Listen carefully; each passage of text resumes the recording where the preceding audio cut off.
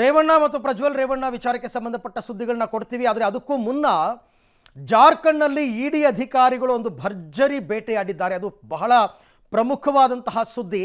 ಏನದು ಅಂತ ನೋಡೋಣ. ಯಾಕೆಂದರೆ ಜಾರ್ಖಂಡ್ನಲ್ಲಿ ಇನ್ನೂ ಕೂಡ ಎಲೆಕ್ಷನ್ ಮುಗಿದಿಲ್ಲ. ಎಲೆಕ್ಷನ್ಗೂ ಮೊದಲು ಒಂದು ಕಡೆ ರೇಡ್ ಮಾಡಿದಾಗ ಅವ್ರಿಗೆ ಸಿಕ್ಕಿರೋ ಹಣ, ಆ ಹಣವನ್ನು ನೀವು ನೋಡಬೇಕು ಹೇಗೆ ಅಂತ. ಕಂತೆ ನೋಟ್ ಎಣಿಸೋದು ಬಿಟ್ಬಿಡಿ, ಕಂತೆಗಳನ್ನು ಎಣಿಸಿನೇ ಅಧಿಕಾರಿಗಳು ಸುಸ್ತಾಗ್ಬಿಟ್ಟಿದ್ದಾರೆ.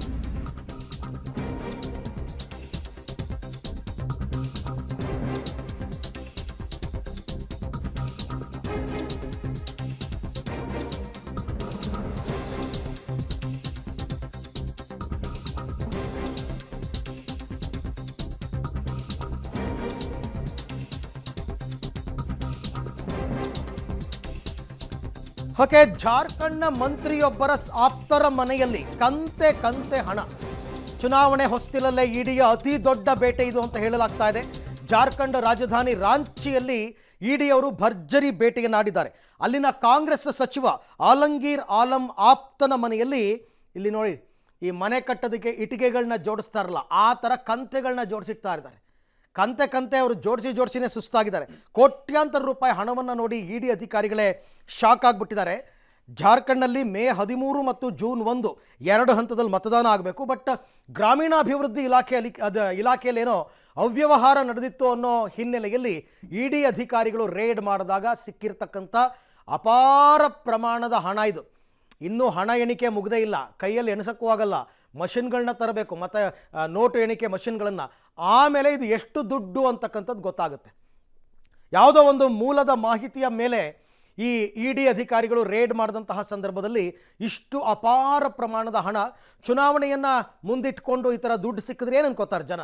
ಸಹಜವಾಗಿ ಇದು ಚುನಾವಣೆಯಲ್ಲಿ ಹಂಚೋದಕ್ಕೆ ತಂದಿರತಕ್ಕಂಥ ದುಡ್ಡು ಅಂತ ಅನ್ಕೋತಾರೆ. ಗ್ರಾಮೀಣಾಭಿವೃದ್ಧಿ ಇಲಾಖೆಯ ಚೀಫ್ ಎಂಜಿನಿಯರ್ ಪ್ರಕರಣ ಸಂಬಂಧ ಈ ರೇಡ್ ಆಗಿರ್ತಕ್ಕಂಥದ್ದು. 2023 ಫೆಬ್ರವರಿಯಲ್ಲಿ ಈಗಾಗಲೇ ಚೀಫ್ ಇಂಜಿನಿಯರ್ ಅರೆಸ್ಟ್ ಆಗಿದ್ದಾರೆ. ಈ ಪ್ರಕರಣ ಸಂಬಂಧ ರಾಂಚಿಯಲ್ಲಿ ಈಗ ರೇಡ್ ಮಾಡಲಾಗಿದೆ.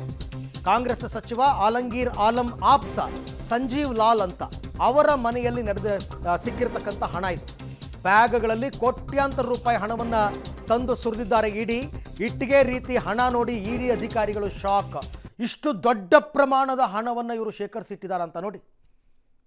ಯಾವ ಪ್ರಮಾಣದಲ್ಲಿ, ಎಲ್ಲ 500 ರೂಪಾಯಿ ನೋಟ್ಗಳೇ, ಸಣ್ಣ ಪುಟ್ಟ ನೋಟ್ ಯಾವುದೂ ಇಲ್ಲ. ಆ ಥರ ಕಂತೆ ಹಣ, ಕಂತೆಗಳನ್ನು ಎಣಿಸಿ ಸುಸ್ತಾಗಿದ್ದಾರೆ.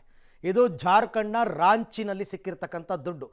ಹೇಳೋದಕ್ಕೆ ಜಾರ್ಖಂಡ್ ತುಂಬ ಬಡ ರಾಜ್ಯ, ಅಲ್ಲಿ ಗುಡ್ಡಗಾಡು ಪ್ರದೇಶ, ಅಲ್ಲೆಲ್ಲ ತುಂಬ ಅಭಿವೃದ್ಧಿ ಇಲ್ಲ, ಹಾಗೆ ಹೀಗೆ ಅಂತೆಲ್ಲ ತುಂಬ ಮಾತಾಡ್ತಾರೆ.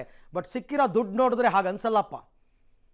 ಈ ಪರಿಪ್ರಮಾಣದ ದುಡ್ಡು ಸಿಕ್ಕಿದೆ ಅಂತಂದರೆ ವಿಪರೀತ ಆಶ್ಚರ್ಯ ಆಗ್ತಾ ಇದೆ. ಚುನಾವಣೆ ಸಂದರ್ಭದಲ್ಲಿ ಈ ಥರ ದುಡ್ಡು ಸಿಕ್ಕಿದ್ರೆ ಖಂಡಿತವಾಗಿ ನಾನು ಆಗಲೇ ಹೇಳಿದಂತೆ ಅನುಮಾನ ಬರೋದು ಸಹಜ.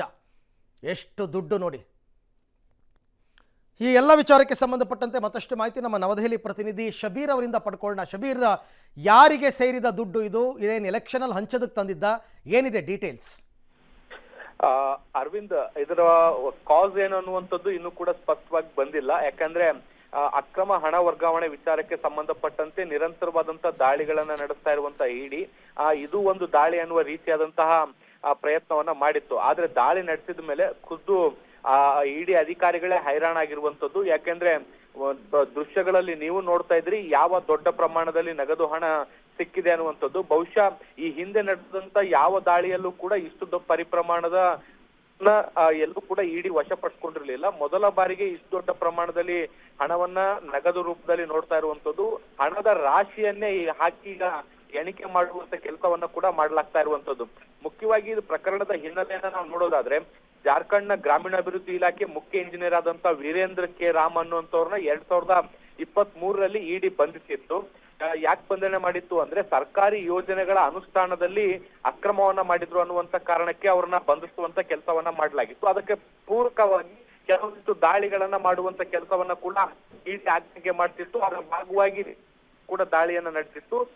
ಮುಖ್ಯವಾಗಿ ಏನು ಗ್ರಾಮೀಣಾಭಿವೃದ್ಧಿ ಸಚಿವ ಆಲಂಗೀರ್ ಆಲಂ ಏನಿದ್ದಾರೆ, ಅವರ ಆಪ್ತ ಸಂಜೀವ್ ಲಾಲ್ ಅನ್ನೋರ್ ಮನೆಯಲ್ಲಿ ಈ ಒಂದು ದಾಳಿಯನ್ನ ನಡೆಸುವಂತ ಸಂದರ್ಭದಲ್ಲಿ ಈ ಪರಿಪ್ರಮಾಣದ ಹಣ ಲಭ್ಯ ಆಗಿರುವಂತದ್ದು. ಅಂದ್ರೆ ಈ ಒಂದು ಮುಖ್ಯ ಇಂಜಿನಿಯರ್ ಏನಿದ್ರು ವೀರೇಂದ್ರ ಅವರು ಬಹುಶಃ ಈ ಒಂದು ಹಣವನ್ನ ಸಚಿವರ ಆಪ್ತರ ಮನೆಯಲ್ಲಿ ಇಟ್ಟಂತೆ ಕಾಣಿಸ್ತಾ ಇದೆ ಮೇಲ್ನೋಟಕ್ಕೆ. ಹೀಗಾಗಿ ಈ ಒಂದು ತನಿಖೆಯನ್ನ ಈಗ ಇಡಿ ಅವರು ಮುಂದುವರಿಸಿರುವಂತದ್ದು. ಮಾಡುವಂತ ಕೆಲಸವನ್ನ ಮಾಡ್ತಿದ್ದಾರೆ. ಅದಾದ ಬಳಿಕ ಇಷ್ಟು ಪರಿಪ್ರಮಾಣದ ಹಣ ಹೇಗ್ ಬಂತು ಅನ್ನೋದಕ್ಕೆ ಸಂಬಂಧಪಟ್ಟಂತೆ ತನಿಖೆಯನ್ನ ಕೂಡ ಮಾಡ್ತಾರೆ ಅರವಿಂದ್. ಬಟ್ ಶಬೀರ್, ಆಶ್ಚರ್ಯ ಆಗೋದು, ಜಾರ್ಖಂಡ್ ತುಂಬ ಹಿಂದುಳಿದ ರಾಜ್ಯ, ಅಭಿವೃದ್ಧಿನೇ ಇಲ್ಲ, ಬರೀ ಗುಡ್ಡಗಾಡು ಪ್ರದೇಶ ಅಂತೆಲ್ಲ ಅಂತಾರೆ. ಅಂಥ ಪುಟ್ಟ ರಾಜ್ಯದಲ್ಲಿ ಈ ಪರಿಪ್ರಮಾಣದ ದುಡ್ಡು ಅಂತಂದರೆ ಭಾರಿ ಆಶ್ಚರ್ಯ ಆಗುತ್ತೆ. ಏನು ಅಲ್ಲಿದೇನಾ ಅಥವಾ ಹೊರಗಡೆ ರಾಜ್ಯದಿಂದ ಏನಾದ್ರು ಸಪ್ಲೈ ಆಗಿರೋದಾ, ಹೆಂಗೆ ಅಂತ?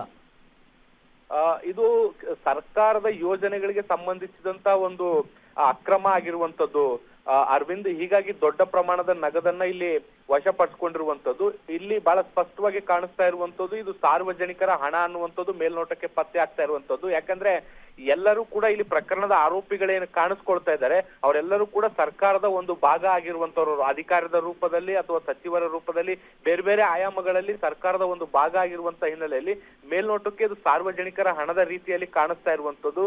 ಸರ್ಕಾರಿ ಯೋಜನೆಗಳಿಗೆ ಖರ್ಚಾಗಬೇಕಾದಂತ ಹಣವನ್ನ ಅಕ್ರಮವಾಗಿ ವೈಯಕ್ತಿಕ ಕಾರ್ಯಗಳಿಗೆ ಬಳಸ್ಕೊಳ್ಳ ನಕಲಿ ದಾಖಲೆಗಳನ್ನ ಸೃಷ್ಟಿಸಿ ಆ ಹಣವನ್ನ ದುರ್ಬಳಕೆ ಮಾಡ್ಕೊಂಡಿರುವಂತ ಸಾಧ್ಯತೆಗಳು ಕೂಡ ಈಗ ಮೇಲ್ನೋಟಕ್ಕೆ ಕಾಣಿಸ್ತಾ ಇದೆ. ಹೀಗಾಗಿ ಇದರ ತನಿಖೆ ಇನ್ನೂ ಕೂಡ ಕೂಲಂಕುಷವಾಗಿ ಆಗ್ಬೇಕಾಗಿರುವಂತದ್ದು. ಓಕೆ ಶಬೀರ್, ಥ್ಯಾಂಕ್ ಯು ತಮ್ಮ ಎಲ್ಲ ಮಾಹಿತಿಗೆ. ಬಟ್ ನೋಡೋಣ, ಸಾರ್ವಜನಿಕರ ಹಣ ಅಂತಾರೆ, ಸರ್ಕಾರದ ದುಡ್ಡು ಅಂತಾರೆ, ಇದಿನ್ನೂ ಕೂಡ ತನಿಖೆ ಆಗಬೇಕು. ಆದರೂ ಕೂಡ ಅದು ಎಲ್ಲಿ ಇಷ್ಟೊಂದು ದುಡ್ಡನ್ನು ಶೇಖರಿಸಿಟ್ಟಿದ್ರು, ಇದೇನು ಭ್ರಷ್ಟಾಚಾರದ ದುಡ್ಡ ಗೊತ್ತಿಲ್ಲ. ಎಲೆಕ್ಷನ್ ಟೈಮ್ನಲ್ಲಿ ಹಂಚೋದಕ್ಕೆ ತಂದಿದ್ರ ಅಂತಂದರೆ ನನ್ನ ಪ್ರಕಾರ ಇಡೀ ಜಾರ್ಖಂಡ್ಗೆ ಹಂಚ್ಬಿಡ್ಬೋದಪ್ಪ ಇಷ್ಟು ದುಡ್ಡು. ಅಷ್ಟು ಚಿಕ್ಕ ರಾಜ್ಯ ನೋಡೋಕ್ಕೆ ಹೋದರೆ ಎಲ್ಲ ಶೇಖರಿಸಿಟ್ಕೊಂಡಿದ್ದಾರೆ. ತನಿಖೆ ಆಗಲಿ, ಇ ಡಿ ಅವರು ಇಂಟರ್ಫಿಯರ್ ಆಗಿದ್ದಾರೆ, ಇ ಡಿ ಅವರು ತನಿಖೆ ಮಾಡ್ತಾ ಇದ್ದಾರೆ ಅಂತಂದರೆ ಖಂಡಿತವಾಗಿ ಇದಕ್ಕೊಂದು ತಾರ್ಕಿಕ ಅಂತ್ಯವನ್ನು ಅವ್ರು ಖಂಡಿತವಾಗಿ ತರ್ತಾರೆ. ಬಟ್ ಆ ಕೆಲಸ ಆಗಬೇಕು. ಭ್ರಷ್ಟಾಚಾರ ಅಂತಕ್ಕಂಥದ್ದು ಎಲ್ಲೇ ಆಗಿದ್ದರೂ ಕೂಡ ಅದನ್ನು ಮಟ್ಟ ಹಾಕುವ ಕೆಲಸವನ್ನು ಮಾಡ್ತೀವಿ ಅಂತ ಪ್ರಧಾನಿ ಮೋದಿ ಅವರು ಹೇಳ್ತಾನೆ ಇರ್ತಾರೆ. ಬಟ್ ಆ ಕೆಲಸ ಆಗಬೇಕಾಗುತ್ತೆ, ಬಹಳ ಮುಖ್ಯವಾಗಿ ಆಗಬೇಕಾಗುತ್ತೆ. ಇದು ಯಾರ ದುಡ್ಡು? ಸರ್ಕಾರದ ದುಡ್ಡ ಅಥವಾ ಜನಸಾಮಾನ್ಯರದ್ದ?